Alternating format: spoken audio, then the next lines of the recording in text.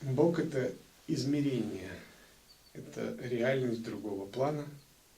И когда Бога толкуют философы, пандиты на уровне интеллекта, это ничего не говорит нам о Боге. Когда мы Богом считаем статуэтку, образ, без понимания той глубины, это ничего нам не говорит о Боге. Когда мы Богом считаем некий набор догм, теорий, доктрин, философий, концепций, это тоже очень мало говорит о Боге. Это только указатель, указывающий на реальность. Божественную реальность можно сравнить с океаном или с космосом. Это что-то необъятное, очень большое. И вот термин «брахман» происходит из санскритского корня «брихат», что значит расширяться, что-то очень большое, очень широкое, широко распростертое. Это настолько необъятно, что вы никогда не можете его целиком познать.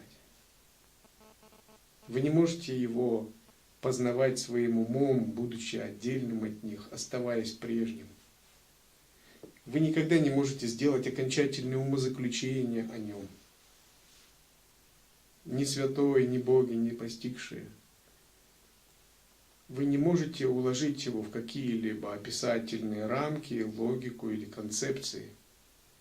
Вы все время будете открывать что-то новое, будете находить. Например, космос. Люди высадились на Луне в прошлом веке. Уже 50 лет прошло. И что?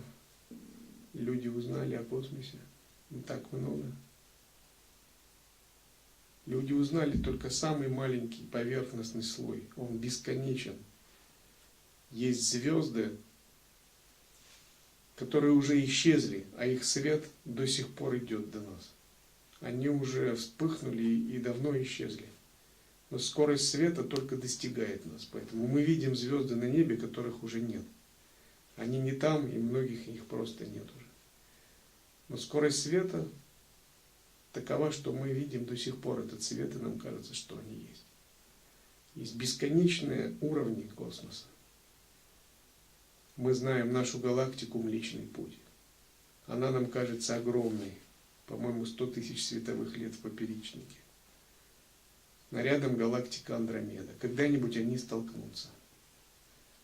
Может быть, через несколько миллиардов лет.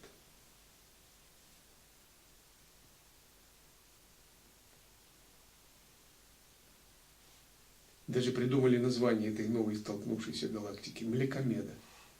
Млечный Путь плюс Андромеда равно Млекомеда. Когда они смешаются. Наша галактика Млечный Путь входит в так называемое местное скопление галактик. То есть небольшое такое, кучка галактик вместе. То есть фактически вся наша огромная Вселенная — это всего лишь местное скопление. А это местное скопление входит в кластер галактик, называется он там кластер Девы. Это то, что ученым удалось как-то осознать, описать и вписать. А этот кластер Девы, Бог знает, где он находится, что за его пределами. И кто когда узнает. А это уже запрещено, человек не может это перейти, эту грань уже. Скорость света, телескопа не позволяет. Все это очень огромно, очень непознанно. Это всего лишь физический космос. А физический космос — это 1/4 малая стопа Брахмана. Проявленный мир называется Вишва. Физическое измерение. И это физический космос, только нам доступный. А бесконечное число мерностей только физического космоса, параллельных мультивселенных физических,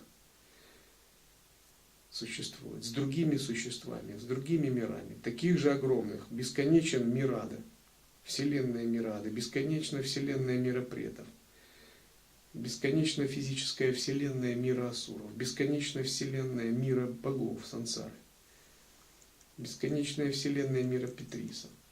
Есть астральный мир, называемый Тайджас, это тоже тело Бога.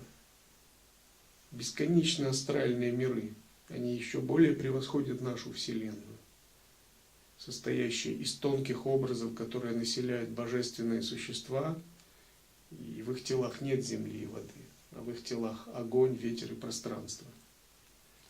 Там другая совершенно физика. Не физика 5 элементов, а физика 3 элементов.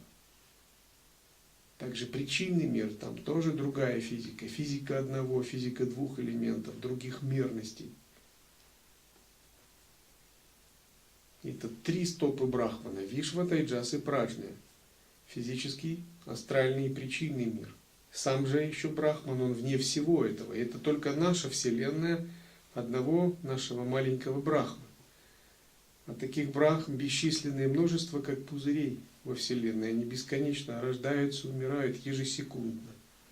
И все эти брахмы с их вселенными, такими многомерными, многоуровневыми существами, они располагаются на теле одного там божества Махакалы.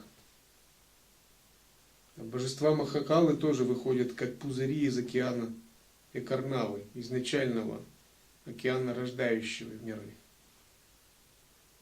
И вот что это такое? А Бог — это то, что все вмещает, вот это все. То, что является сутью, вместилищем, безграничным квантовым океаном сознания.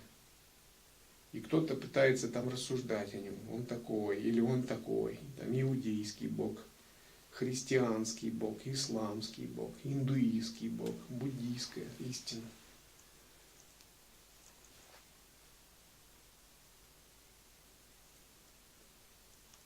Это бесконечный космос, который человеческая душа осваивает на самую малость. И уже на самой малости его освоения она может обрести освобождение. Потому что освобождение и просветление — это не конец освоения этого космоса, это самая малость. Это только подойти и преодолеть гравитацию сансары, подняться на там, первую космическую скорость. И вот уже освобождение.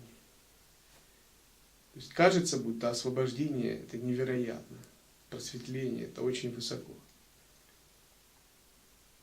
Это так для связанных людей, но для божественных существ, которых мы призываем, они уже давно освобождены, они давно просветлены.